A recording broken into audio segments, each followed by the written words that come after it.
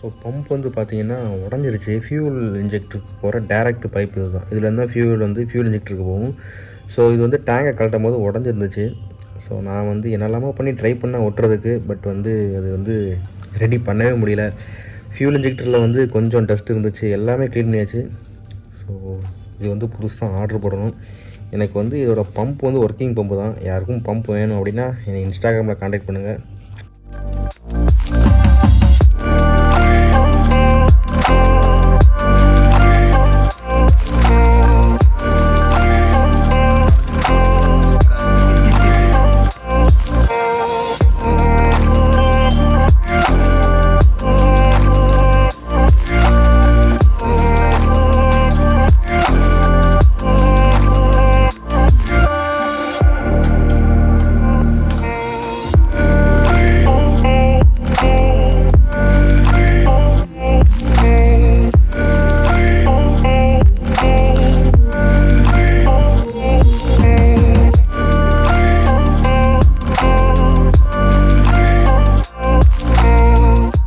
So guys, இதுதான் guys நம்ம வண்டி. ரைட் பண்ணி வீடியோ எடுக்கலாம் பார்த்தா செம மழை. இன்றைக்கி இங்கே ரெட் அலர்ட்டு. ஸோ ஒரு ஓரமாக நின்றுட்டு இப்போ கொஞ்சம் மழை வெறிச்சிருச்சு. ஸோ இதுதான் கைஸ், கொஞ்சம் சகதியில் வந்ததுனால வண்டி ஃபுல்லாக சகதி ஆகிடுச்சு. ஸோ நான் வந்து வண்டியை சுற்றி கொஞ்சம் காட்டிக்கிறேன். இது கொஞ்சம் பிரேக் ஆச்சு, இதை கொஞ்சம் ஒட்டணும். இதெல்லாம் வேறு ஆர்டர் பண்ணியிருக்கேன் கைஸ். ஸோ இதுதான் வண்டியோட ஃபுல் அவுட்லுக்கு. இன்னும் இண்டிகேட்டர்ஸ் ஆர்டர் பண்ணியிருக்கேன். அதுக்கப்புறம் வைசர் ஒன்று மாற்றணும். இந்த மட்காடு இது பிரச்சனை இல்லை இப்போதைக்கு. பட்டு இது எல்லாமே எக்ஸ்பென்சிவ். எதை தொட்டாலுமே இந்த ஃபுல் சைடு இந்த மக்காடு வந்து 1300. இந்த கவுல் வந்து பார்த்திங்க அப்படின்னா இது வந்து ஒரு 1300 சம்திங். அதுக்கப்புறம் இந்த வைசர் வந்து 210. ஆக்சுவலாக இதோட ஒரிஜினல் வைசர் வந்து 450. பேண்டிடாஸ்னு ஒரு ஷாப் இருக்குது. அதில் வந்து பார்த்திங்க அப்படின்னா வைசர் வந்து 280 சம்திங் தான் போட்டிருக்காங்க. அதுக்கப்புறம் 2 மிரர் மாட்டணும். ஸோ நான் என்ன நினச்சேன் அப்படின்னா இது வந்து 250 வைக்கலான்னு பார்த்தேன். சரி இப்போதைக்கு இது மட்டும் மாற்றிடலாம். ஸ்டிக்கர் ஒட்டுறதுக்கே 300 ரூபா கேட்குறானுங்க. அதுக்கு நான் வைசராக வாங்கிடுவேன். இது ரொம்ப ஃபேடாகி போய் இருந்துச்சு. ஓகே நம்ம வந்து இப்போ ரைடில் கண்டினியூ பண்ணுறேன் கைஸ். வண்டி ரெடி பண்ண வீடியோ ஃபுல்லாக நீங்கள் பார்த்துருப்பீங்க. ஸோ அது ரெடி பண்ணி முடிக்கிறதுக்கு எனக்கு பார்த்தீங்க அப்படின்னா ஒரு 6 months ஆச்சு. பைக் வந்து சிங்கிள் ஓனர் வண்டி தான் இது. நான் வந்து OLXல தான் பார்த்தேன். ஸோ ரொம்ப நாளாக சிபிஆர் ஒன்று தேடிட்டு இருந்தேன், ஒரு 2 வருஷமாக. நான் அதுவும் இல்லாமல் நான் வந்து SD வாங்குறதுக்கு முன்னாடி ஒரு செகண்ட் ஹேண்ட் பைக் ஒரு R15 வச்சுருந்தேன். R15 இருக்கும்போதுமே நான் வந்து சிபிஆர் தான் தேடிட்டு இருந்தேன். அப்போ பெருசாக கிடைக்கல எதுவும் சிபிஆர். சரி ஓகே, அந்த இதெல்லாம் முடிஞ்சு ரொம்ப நாள் ஆச்சு. சரி ரைட் ஓகே அப்படின்னு சொல்லிட்டு ஒரு லோக்கலில் ஓட்டுறதுக்கு ஒரு ஸ்ப்ளெண்டர் அந்த மாதிரி தேடிட்டு இருக்கும்போது எனக்கு வந்து சிபிஆர் தேடி பார்ப்பேன். சிபிஆர் தேடி பார்த்தேன். ஒரு சிபிஆர் நியரஸ்ட்டில் இருந்துச்சு. எங்கேன்னு பார்த்தீங்கன்னா தூத்துக்குடியில் இருந்துச்சு. அதுவும் இல்லாமல் சிங்கிள் ஓனர் தான். இதோட ஓனர் வந்து ஃபாரஸ்ட் ஆஃபீஸரு. அவர் வந்து ரொம்ப வயசானவர்னால் ஒரு 50+ இருக்கும் அவருக்கு. அவரோட சன்னுக்கு வாங்கி கொடுத்துருக்காரு. அவர் சன் இந்த பைக் வாங்கினதும் அவர் சன்னும் ஒர்க்குக்கு போயிட்டார். ஸோ இந்த பைக் வந்து வீட்டிலே தான் நின்றுச்சு. வெயிலில் நின்று நாஸ்திகாடாக ஆகிடுச்சு. அதுக்கப்புறம் பார்த்திங்கன்னா தூத்துக்குடியில் ஃப்ளட் வந்துச்சுல்ல, அப்போது வந்து இந்த வண்டி வந்து ஃப்ளட்டில் மாட்டிக்கிச்சு. ஃப்ளட்டில் மாட்டினதுக்கப்புறம் ஸோ OLXல போட்டிருந்தாங்க. நான் நேரில் போயிட்டு வண்டியெலாம் பார்த்தேன், செக் பண்ணி பார்த்தேன். வண்டி ஓகேவாக இருந்துச்சு. அதுவும் இல்லாமல் இது சிங்கிள் ஓனர், பெருசாக வண்டி ஓட்டவே இல்லை. சரி ஓகே எல்லாம் சொல்லிட்டு வண்டியை ஒரு ரேட்டு பேசி வாங்கிட்டு வந்துட்டேன். நாங்கள் தூத்துக்குடியிலேருந்து தென்காசி வரைக்கும் பைக்கை வந்து ஓட்டிகிட்டு தான் வந்தோம். நல்லா தான் இருந்துச்சு. பட் இன்ஜினில் நிறைய சவுண்ட் கேட்டதுனால இன்ஜினை கலட்டிட்டு சரி பேரிங் மட்டும் தான் போயிருக்குன்னு நினச்சா நாங்கள் வந்து கலட்டினோம். பேரிங்ஸ்லாம் மாற்றிட்டு வண்டி ரெடி பண்ணிடலாம் அப்படின்னு. ஸோ கலட்டினதுக்கப்புறம் தான் தெரிஞ்சது கிராங்க் ஷாஃப்ட் வந்து கொஞ்சம் ஷேக் இருந்தது. ஸோ கிராங்க் ஷாஃப்ட் வந்து பார்த்திங்க அப்படின்னா 12,500 கிராங்க் ஷாஃப்ட் மட்டும். அதோட கிராங்க் ஷாஃப்ட் நாங்கள் ரெடி பண்ணலான்னு ட்ரை பண்ணப்போ எங்களால் முடியலை. ஏன்னா அதை வந்து கிராங்க் ஷாஃப்ட் வந்து கலெக்டராக யாராலையுமே முடியல. நாங்கள் எல்லா மதுரைக்கு அனுப்பணும், நிறைய இடத்துக்கு அனுப்பணும். பட்டு ஏன்னா அனுப்ப காசு தான் செலவாச்சே தவிர, இப்போ நான் மதுரைக்கு கொண்டு அனுப்பிட்டு வந்துச்சு அப்படின்னா ஒரு 1,500 அந்த மாதிரி செலவாயிரும். ஸோ அந்த காசுக்கு நான் கிராங்க் ஷாஃப்ட் வாங்கிட்டு போனால் ஒரே ஒரு ட்ரை பண்ணால் எங்கேயுமே கிடைக்கல, யாராலையும் மாட்ட முடியல. சரி நாங்களே ஓப்பன் பண்ணலாம் சொல்லிட்டு ஓப்பன் பண்ணோம். பட் ஓகே ஓப்பன் பண்ணால் அதோட பேரிங்லாம் உடைய ஆரம்பிச்சிருச்சு. சரின்னு சொல்லிவிட்டு புதுசே ஆர்டர் போட்டாச்சு. அது புதுசு ஆர்டர் போடுற என்ன பிரச்சனை அப்படின்னா, நம்ம இன்றைக்கி ஆர்டர் போட்டோம் அப்படின்னா ஒரு 25 to 30 days ஆகும். நான் இந்த கிராங்க் ஷாஃப்ட் வந்து நான் ஆர்டர் பண்ணி கரெக்டாக எனக்கு 35 days ஆச்சு வர்றதுக்கு. ஸோ கிராங்க் ஷாஃப்ட் ஆர்டர் பண்ணி கிராங்க் ஷாஃப்ட் மாட்டியாச்சு. கிராங்க் ஷாஃப்ட் மாட்டினதும் உள்ள பேரிங்ஸு இப்போ பேக்கிங்லாம் நீங்கள் இப்போ ஒன்ஸ் நீங்கள் இன்ஜினை கலட்டிட்டேன்னு வைங்களேன், பேக்கிங் முதற்கொண்டு நம்ம வந்து ஆர்டர் தான் பண்ணணும். பேக்கிங் ஆர்டர் பண்ணால் அது வர்றதுக்கு ஒரு 15 days ஆகும். எல்லாமே அப்படி தான். ஏன்னா இதுக்கு கிடைக்காத பொருள் எதுவுமே கிடையாது. எல்லாமே சோர்ஸ் பண்ணி கொடுக்குறாங்க ஷோரூமில், பட் டிலே ஆகும். நான் வந்து இந்த கிராங்க் ஷாஃப்ட்லாம் வாங்கினதுக்கு அப்புறம் தான் எனக்கு ஒருத்தவங்களை தெரிஞ்சுது. அவங்க வந்து மும்பையில் ஒரு இருக்காங்க இன்ஸ்டாகிராம் பேஜ். அவங்கக்கிட்ட ஷோரூமில் என்ன இது சேல் பண்ணுறாங்களோ அதே இது அவங்கக்கிட்டே கிடைக்கிது. மேக்ஸிமம் அவங்கக்கிட்ட வந்து 3 days ஆகும். அவங்கக்கிட்ட இருந்து வாங்கியிருக்கலாம். எஸ், ஆனால் அதுக்கப்புறம் தான் தெரிஞ்சுது. அதுவும் இல்லாமல் எனக்கு ஃபஸ்ட் டைம்ங்கிறனால கொஞ்சம் பயம். ஏன்னா ஒரு 1500 2000 ஓகே, நம்ம எடுத்தோடனே 12,000 கிராங்க் ஷாஃப்ட் ஆர்டர் பண்ணோம், இன்கேஸ் நம்ம ஸ்கேம் பண்ணிட்டாங்கன்னா அது ஒரு பயம் இருந்துச்சு. பட் அது அப்படி கிடையாது, அது ஜென்யூனான பேஜ் அது. ஸோ எஸ், அவங்கக்கிட்ட தான் நான் வந்து கேபிள்ஸ்லாம் ஆர்டர் போட்டிருக்கேன். அதுவும் இல்லாமல் சிபிஆரோட இன்ஸ்டாகிராம் பேஜ் நிறையா இருக்குது. அவங்களுமே நிறைய சப்போர்ட் பண்ணாங்க எனக்கு. நிறையா விஷயங்கள் வந்து நான் கேட்டேன், இது என்ன பண்ணுறது என்ன, எல்லாருமே நல்லா சப்போர்ட் பண்ணாங்க. அவங்களும் நிறைய பேஜை சஜஸ்ட் பண்ணாங்க, இங்கே அங்கங்கே வாங்கிக்கோங்க அப்படின்னு. அந்த சப்போர்ட் நல்லா இருந்துச்சு எனக்கு. அதுக்கப்புறம் பார்த்திங்கன்னா ஃபியூல் பம்ப் பார்த்துருப்பீங்க, உடஞ்சிருச்சு. அது வந்து ஆட்டோஸ் அப்படிங்கிற ஒரு பேஜில் வந்து நான் 2 ஸ்பேர் வாங்கினேன். ஒன்று வந்து பார்த்திங்க அப்படின்னா ஃபியூல் பம்பும், அதுக்கப்புறம் இன்னொன்று வந்து பார்த்திங்கன்னா இன்ஜின் ஹெட்டும் அதில் தான் நான் வாங்கினேன்.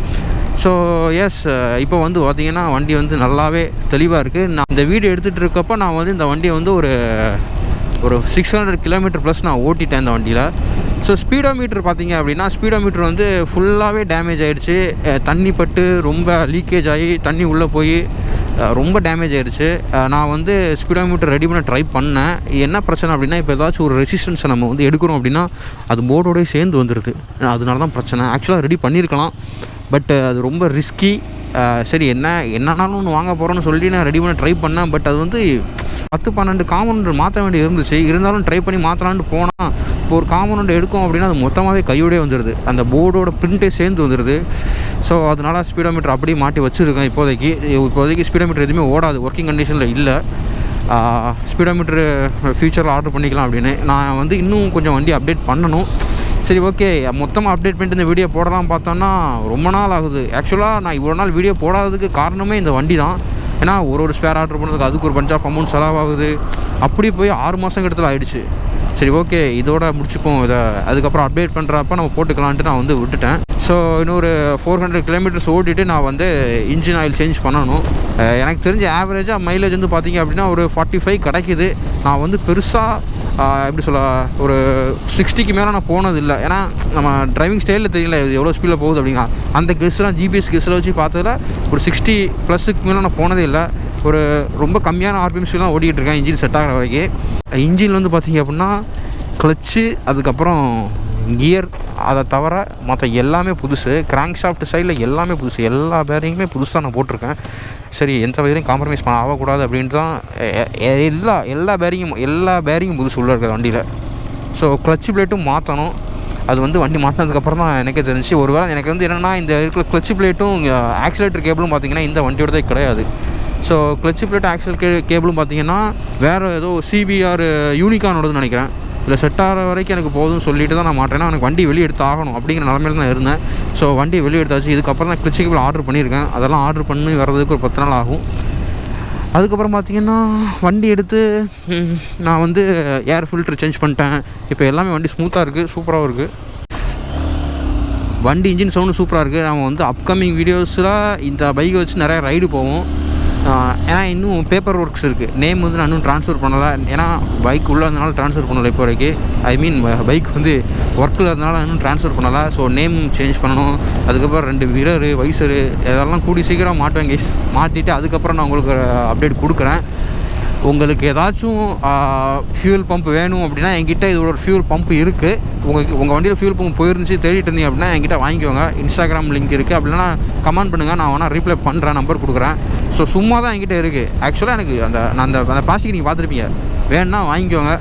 வேறு எதுவும் டீட்டெயில்ஸ் வேணும் அப்படின்னா கமெண்ட் பண்ணுங்கள். அப்படின்னா இன்ஸ்டாகிராமில் டிஎம் பண்ணுங்கள். நான் வந்து என்னால் முடிஞ்ச அளவுக்கு என்னென்ன பண்ணேன், என்னென்ன ஸ்பேர்ஸ் எங்கெங்கே வாங்கினுங்கிறது நான் சொல்கிறேன். ஏன்னா நிறைய பேர் ஸ்பேர் கிடைக்காம அந்த வண்டி வந்து இது பண்ணாமல் இருந்தாங்க. பட் வண்டி வந்து செம்மையாக இருக்குது. நான் வந்து அட்வென்ச்சர் அப்ரேட் பொசிஷனில் ஓட்டிட்டு இது ஓட்டும் போது ஒரு 2 நாளுக்கு ஒரு மாதிரி இருந்துச்சு. அதுக்கப்புறம் பழகிடுச்சு. பட் இப்போ வந்து வண்டி சூப்பராக இருக்குது. இப்போ வந்து கைக்குள்ள வந்துருச்சு வண்டி. ஸோ ஸ்பீடோமீட்டர் மட்டும் இதை மாட்டணும். கூடிய சீக்கிரம் நான் வந்து எல்லாமே ரெடி பண்ணுறேன். பட் வண்டியை வந்து நான் ரிவீல் பண்ணும்போது சூப்பராக ரிவீல் பண்ண நினச்சேன். பட் அதுக்கான டைமும் இல்லை, ஏன்னா செலவு ஆகிக்கிட்டே இருக்கு. ஃபியூல் பம்பு போனதுக்கப்புறம் தெரியுது. அதுக்கப்புறம் அதை ஆர்டர் பண்ணதுக்கு ஒன் வீக் டைம் ஆகிக்கிட்டே இருந்துச்சு ரொம்ப நாளாக. அதனால தான் இவ்வளோ டிலே நான் வீடியோ போடுறதுக்கு. ஸோ இனிமேல் வந்து வீடியோஸ் வந்து எந்த டிலேயுமே ஆகாது, கரெக்டாக வரும். வீக்லி ஒன்ஸ் நான் வந்து வீடியோ போடுறேன். அதுவும் இல்லாமல் எடுத்தோம் போட்டோன்னு இல்லாமல் இருக்கணும் தான் நான் வந்து சரி கொஞ்சம் பொறுமையாகவும் போடுறோம், அவசரமே இல்லை அப்படின்னு நான் போடுறேன். நான் 6 மாதம் எடுத்த வீடியோஸ் அது எல்லாமே. எஸ் ஓகே, வண்டி ஒரு வழியாக ரெடி பண்ணியாச்சு. நிறைய பேர் வண்டி சிபிஆர் வந்து நான் வாங்கணும்னு சொன்னப்போ ஸ்பேர்ஸ் கிடைக்காது, அது கிடைக்காது, இது கிடைக்காதுன்னு சொல்லிட்டு இருந்தாங்க. அதெல்லாம் எதுவுமே இல்லை, கிடைக்கும். கொஞ்சம் ட்ரை பண்ணணும்.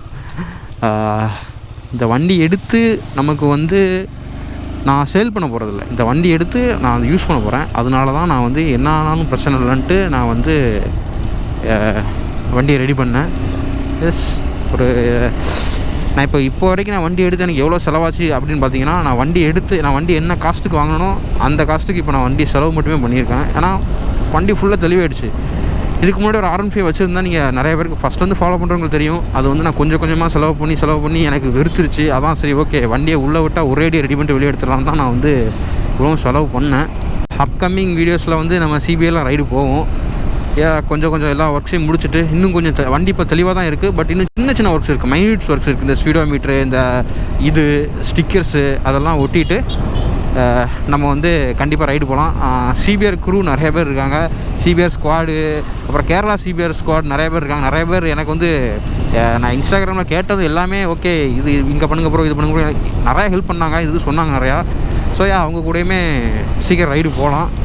2015 நான் வாங்கலான்ட்டு போனேன். பட் என்ன அப்படின்னா அப்போ வந்து 250 மட்டும்தான் அவைலபிள்னு சொல்லிட்டாங்க. அதனால மட்டும்தான் நான் வந்து எஃப்இசெட் பக்கம் போனேன், எஃப்இசெட் வெர்ஷன் 2 போனேன். இல்லாட்டா இது வந்து நான் வந்து ஒரு 10 வருஷத்துக்கு முன்னாடியே ஓன் பண்ணியிருப்பேன். சேம் கலர் தான் நான் பார்த்து வச்சுருந்தேன். பட் நான் வந்து 150 தான் இல்லை, 250 மட்டும்தான் இருந்துச்சு. சரியா ஒரு வழியாக கேரேஜில் வந்து ஒரு வண்டியை ஆட் பண்ணியாச்சு. ஆனால் ரொம்ப நாட்கள் ஆயிடுச்சு. ஓகே கைஸ், உங்களை நான் வந்து அடுத்த ஒரு ரைடில் பார்க்குறேன். அடுத்த ரைடு பயங்கரமாக இருக்கும். So until then, bye from Vicky.